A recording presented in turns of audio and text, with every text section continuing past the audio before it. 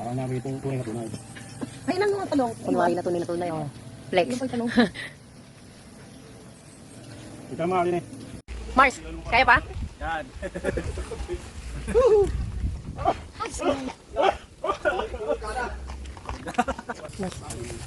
2.5. Mga companions.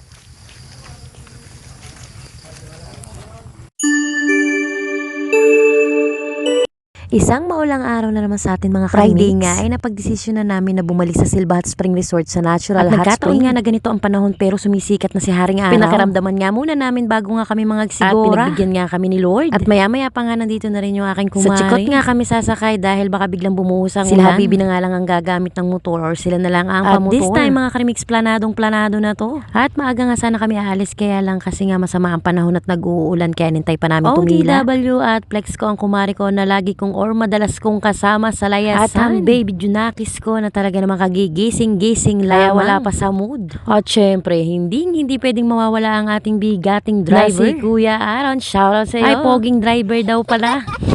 At maya pa nandito na nga kami sa Alaminos kung saan lagi naman namin or madalas naming nadadaanan dahil pag nauwi nga kami ng Laguna o nauwi ako ng Laguna dito rin ako nadaan. Wala namang problema kung umuulan or umaambon or hindi maganda ang panahon dahil okay namang maligo dahil doon. Dahil bukod nga sa natural hot spring naman ang tubig doon ay hindi ka naman lalamigin. At tulad nga sa una kong vlog or video dito sa Silva Hot Spring Resort, safe naman ang daan at dire-diretso lang. Napakadalang pa ng mga sasakyan. At syempre hindi pwedeng mawala ang aming kumpanyon sa likod, mga nakamotor. Ingat kayo. At ilang saglit pa maya nga nandito na rin kami sa Silva Hot Spring Resort. Hindi naman to kalayuan dito sa Lipapag sa Alaminos ka nga dadaan. Fast forward at nandito na nga kami sa Silva Hot Spring Resort. Medyo basa pa nga ang daan dahil kauulan-ulan lang. Kung napapansin nyo nga yung kabayo or si kuya na may dalang kabayo na nagdadala ng mga gamit ng ibang mga dayuhan dito or naliligo, yung iba ay nag-aarkila nga ng kabayo para sa mga gamit nila paakyat. Since naman marami kaming mga barakong kasama kaya naman hala buhatin nyo na lang kaysa magbayad pa tayo. Kaya wag na mag-aalala yung mga maraming gamit or maraming baon dahil meron naman ditong paraan para maisakay nila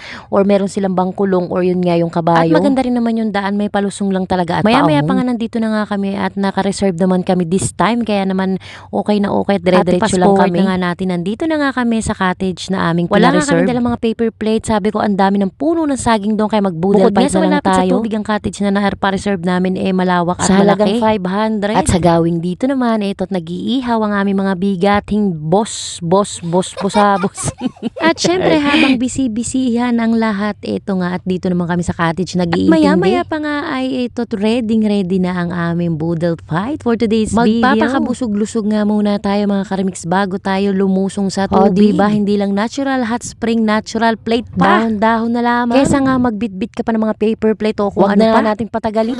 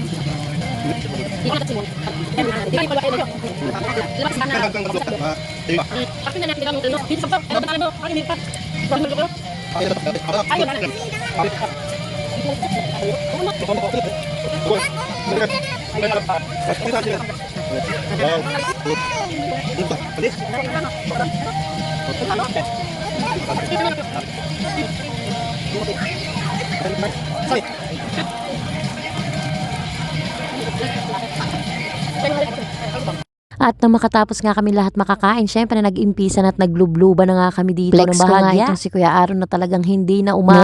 Natuwang-tuwa nga sa sirena, sa tubig na mainit. Maraming nga dumadayo dito dahil viral nga ang luwang ito. Yung iba nga ay galing pa sa malalayong lugar, meron yung mga galing Syempre, pang Maynila. habang Nagpapahinga at kwentuhan, hindi pwedeng mawala ang Bahaging shot puno lamang dahil nga magdadrive sila kaya hindi pwedeng mga lasing ang mga ito. Maya pa nga ito, nagpe-prepare na kami mga sialisan at nagbihisa na nga kami at palabas na nga kami ng Sabi ko nga resort. kay Ate, nakalimutan kong sticker ko para naman mailagay May din natin dito. na nga kaming uling at ang sabi ni ate ay pagbalik namin, wag na kaming bumili ng uling. Thank you, ate. At syempre, ito talaga ang pinaka-challenging dito after ng pagligo ay ang pag-ahon. Papagod nga ang pag-akyat pero worth it naman na talaga namang exercise At na safe rin. din naman at hindi rin naman madulas ang dinadaanan or nilalakaran Bukod nga dun, namin. Sabayan pa ng magandang tanawin kaya naman stress release At talaga. At syempre, bago nga kami umuwi ng tuluyan, ito dumaan nga kami sa aming suki ng saging na napakamura talaga ng saging Madalas nga namin dito. Binibilan ito kada dadaan nga kami dito pag galing kami ng Laguna or ito nga pag Siguro dahil naliligo kaya na rin. mura nga ang saging dito dahil sagingan Maniwala nga ako ito. sa Hindi nga mga karimix, yung daming ito ay halaga lamang ng 150 pesos na hindi mo mabibili kahit saan dito sa bayan. At yun lang for today's video mga karimix. Maraming